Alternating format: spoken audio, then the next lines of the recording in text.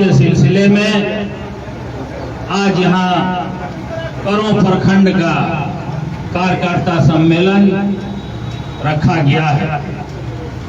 इस सम्मेलन में झारखंड मुक्ति मोर्चा के वरिष्ठ नेता, हम सभी के गार्जियन, गुरुजी के आंदोलनकारी साथी और करों प्रखंड के प्रखंड अध्यक्ष एवं करों प्रखंड के विसूत्री अध्यक्ष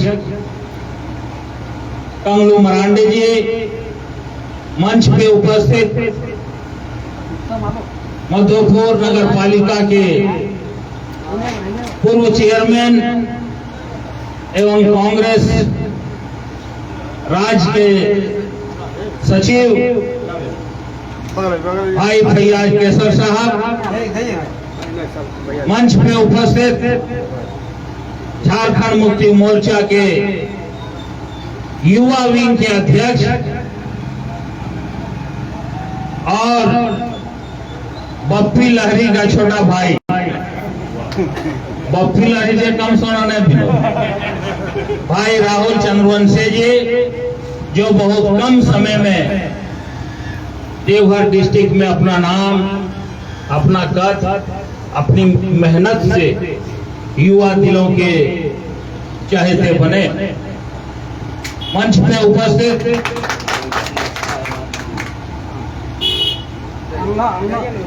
देवघर जिला परिषद के वाइस चेयरमैन के प्रतिनिधि छोटा भाई इमरान अंसारी साहब, मंच पे उपस्थित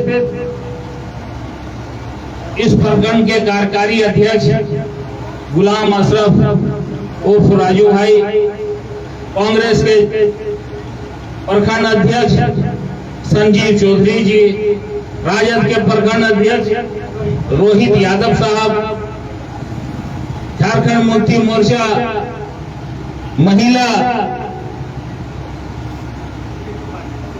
विंग के अध्यक्ष रीतू पांडे जी, कांग्रेस के अध्यक्ष खुशबू कुमारी जी, राजद के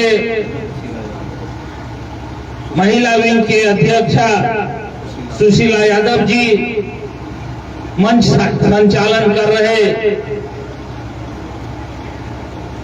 भागीरथ गोस्वामी जी, उपस्थित तमाम पंचायतों से आए हुए सभी मेरे साथियों, दोस्तों, बुजुर्गों, आज ये चुनाव घमंड, अहंकार, पद जबान, पद दिमाग को यहां से उखाड़ फेंकने के लिए हम लोग लगे हुए। आपने देखा होगा पिछले दिनों झारखंड का गांधी, हम सभी के आदर्श माननीय गुरु जी के खिलाफ उन्होंने किस शब्द का इस्तेमाल किया है। आपको उनका छोटा सा वीडियो मैं आप लोगों के बीच लाना चाहता हूं।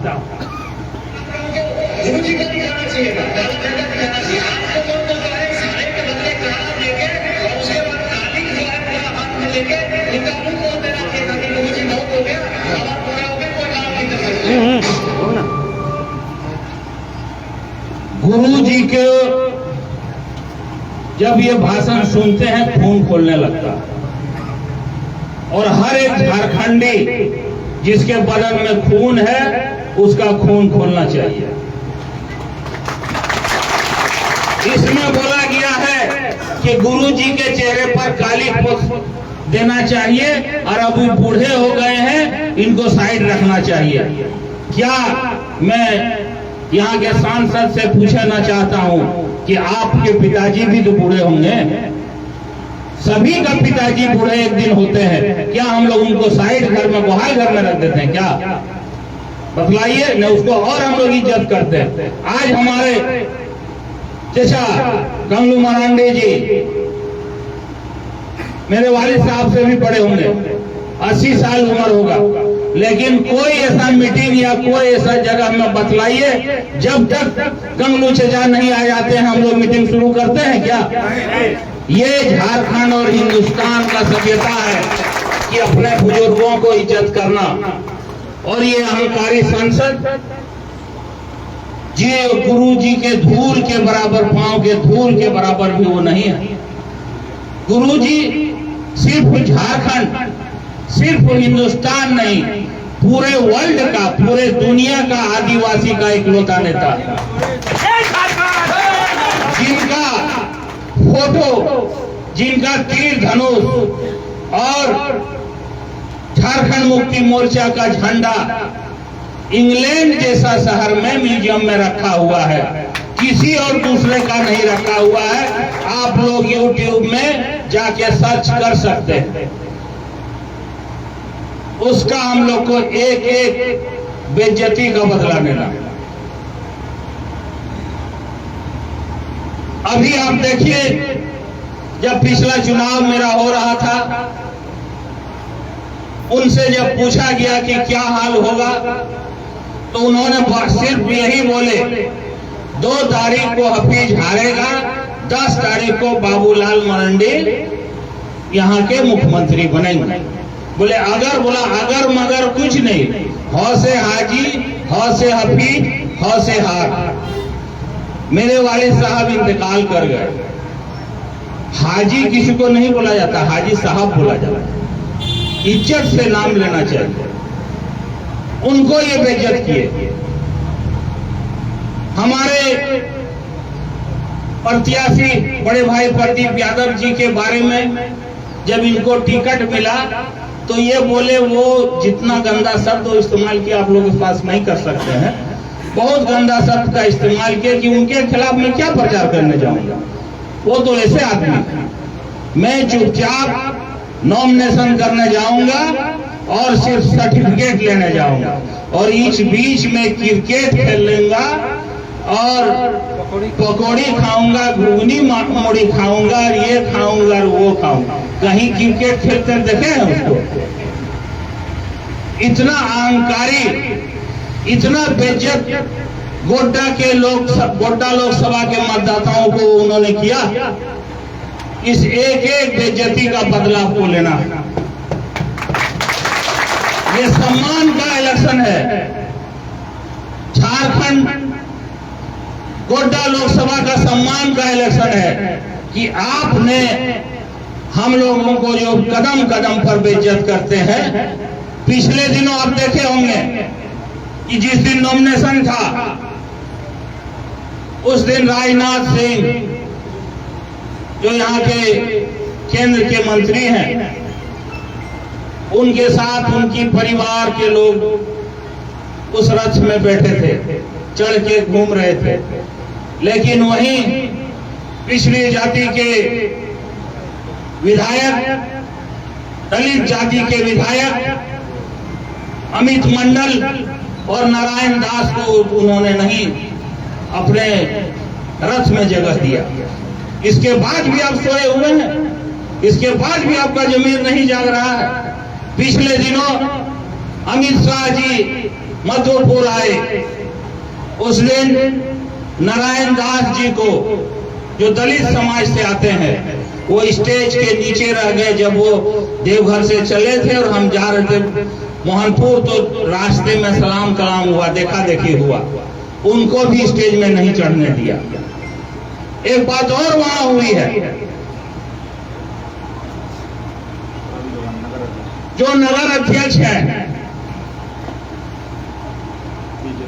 बीजेपी के नगर अध्यक्ष रवि रवानी जी, उनको पुलिस द्वारा मार करके नीचे भेज दिया गया, चढ़ने नहीं दिया गया। इसके बाद भी अगर आपका खून नहीं खोलता है और आपका दिमाग में कुछ नहीं चलता है, तो इसका मतलब आपका खून नहीं, आप बंधुआ मजदूर हैं। आपके दिमाग में एक ऐसा चीज फिट हो गया है जिसका कोई इलाज नहीं। आज हमारे मुख्यमंत्री, पूर्व मुख्यमंत्री, हम सभी के नेता हेमंत सोरेन जी ने बीजेपी के सामने घुटना नहीं टेका और जेल जाना पसंद किया। अगर वो चाहते तो आराम से अभी 20 साल वो मुख्यमंत्री रहते, लेकिन उन्होंने झारखंड का जो स्वभाव है, जो झारखंडियों का स्वभाव है कि हम टूट जाएंगे लेकिन झुकेंगे नहीं। आप मुझे जेल भेज दो, मुझे मंजूर है, मैं जेल में रहूंगा, लेकिन आपके सामने घुटने नहीं टेकूंगा। और एक बात हुई है, यहां भूमियार समाज के भी लोग हैं, किसी को तकलीफ कुछ होता है तो नेता के पास जाता है, मेरे पास भी आता है, इस आशा विश्वास के साथ कि हम वहां जाएंगे तो मेरा प्रॉब्लम हल होगा। शंभू शर्मा जी भी जो अपनी मेडिकल कॉलेज यहां खोले थे देवघर में, वित्तीय स्थिति उनका खराब हो गया, लोन बहुत ज्यादा हो गया, वो मदद के लिए निशिकांत दुबे जी के पास गए, एमपी साहब हमको मदद कर दीजिए, हमको एक पार्टनर खोज दीजिए, हम हॉस्पिटल नहीं चला रह सकते। वो मेरे पास भी आए थे, मेरे को भी बोले थे, उन्होंने शंभू शर्मा जी को अपना जाल में फंसाया। आयसर ग्रुप के कुछ अफसर को लाकर के उनको दिखलाया, बोला ठीक है हम आयसर ग्रुप को इसमें पार्टनर बनवा देंगे। आप सभी लोग जानते हैं वो कारपोरेट के दलाल, इनको भी विश्वास में लेके सारा कागज पत्तर ये उनको दे दिए कि ठीक है, पैसा भी दिए कि आप ये करवाइए, और उन्होंने क्या किया कि ठीक है मेरे ये हो जाएगा, और लास्ट में कम वैल्यूएशन लगा करके अपना कमेटी, अपना एक संस्था बना करके जिसमें उसका बेटा है, वाइफ है, करके उस संपत्ति को हड़प लिया। करीब 180 करोड़ का संपत्ति वो 62 करोड़ में ले लिया। आज आदिवासी समाज से ने ये ठाना है कि हमारे पूर्व मुख्यमंत्री झारखंड के लाल गुरु जी के पुत्र हेमंत सोरेन जी को आप षड्यंत्र के तहत जेल भेजे हैं, तो बहुत जगह आदिवासी समाज में ये हुआ है कि हम त्योहार नहीं मनाएंगे। और अभी जो चुनाव हुआ है 11 विधानसभा में, 11 लोकसभा में, वहां एक भी आदिवासी का वोट, आधा, एक दो छोड़ दीजिए, आधा भी आदिवासी का वोट इंडिया गठबंधन छोड़ के दूसरा जगह नहीं किया है। तो आप क्या, आपका जब आदिवासी जो यहाँ के करता धरता है वो जब कसम खा सकते हैं तो हम लोग कसम क्यों नहीं खा सकते? हम लोग भी उसी विचारधारा के हैं,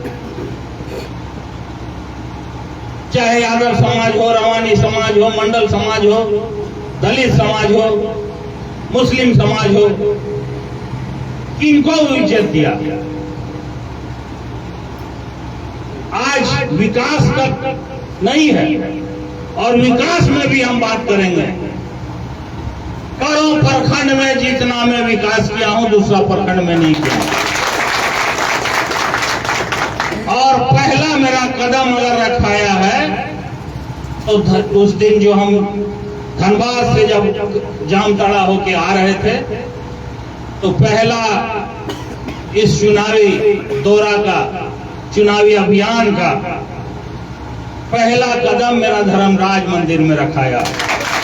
उस मंदिर का भी लाज आपको रखना है।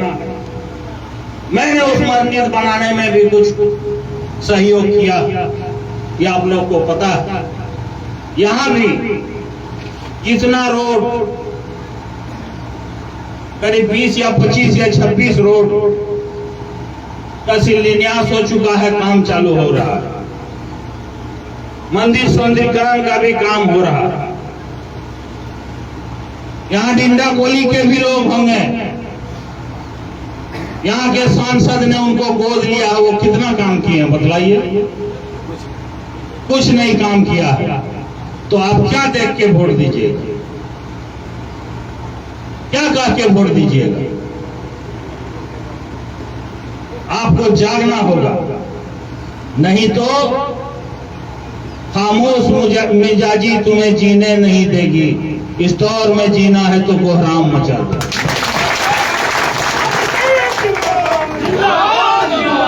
हमरो बारों में कुछ बोलल सुन ले जवाब दे दिलियो, ठीक है हमने की बुझ ले यार। अरे हमने चुप रहे, जब बोलबो ना जो सीला जवाब ना लो। इसीलिए सबसे गुजारिश, चाहे यहाँ रवानी समाज हो, भूमियार भाई समाज हो, मंडल समाज है, साव समाज है, अभी पार्टी आप छोड़ दीजिए।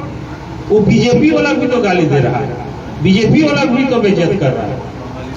बंगाली समाज को के लिए हम सुभाष चंद्र बोस में हम दिए 40 ने 50 लाख, की न कर लियो तो, और सबसे बेसी काम हम यहाँ कर लियो, और सबसे बेसी वोट तोरा दिए हतो। हमारा अधिकार हो मांगे के,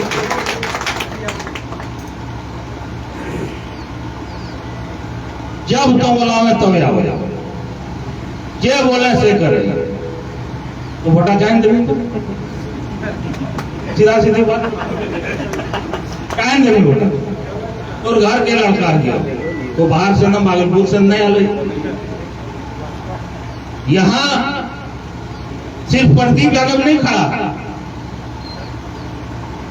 यहाँ सोनिया गांधी खड़ी, यहाँ राहुल गांधी खड़ा, यहाँ हमारे आदर्श लालू यादव जी खड़े, तेजस्वी यादव जी खड़े, हमारे झारखंड के आदर्श, सभी के आदर्श, गुरु जी यहाँ खड़ा है। हेमंत बाबू को जो जेल में घुसाया है उसका भी बदला लेना है। बाबा बने गुरु जी, बाबा का, बाप का, भाई का, सबका बदला लेगा रे हफीज, और सबका हफीज बनना होगा। बाबा बने गुरु जी हो गया, बाप बने वालिद साहब हो गए, और भाई में 2 भाई है मेरा यहाँ, एक हेमंत बाबू है और एक प्रदीप यादव जी है, तेजस्वी यादव जी। सबका बदला लेना है और सबको हफीज बनना है।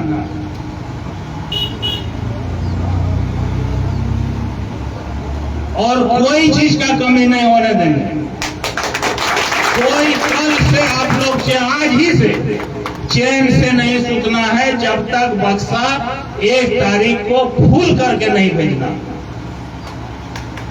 फूल करके मने एकदम टसाटस भरेला, तब तक नहीं चैन से सुतना होगा। इसके बाद जैसा जो होगा, जो आपको संसाधन चाहिए हम लोग देंगे। अब हम लोग किसी चीज में कमजोर नहीं है, और खासकर जितना हम यहाँ इस क्षेत्र के लिए किए हैं, अब भी यहाँ से लीड चाहिए हमरा। सीधा सीधी बात, हमारे इलेक्शन में यहाँ तो देखने का इन्होंने चल जाएंगे, मन कर दो नहीं दियो, मन कर दो दियो, लेकिन ये इलेक्शन में अभी उन्हें नहीं जाए।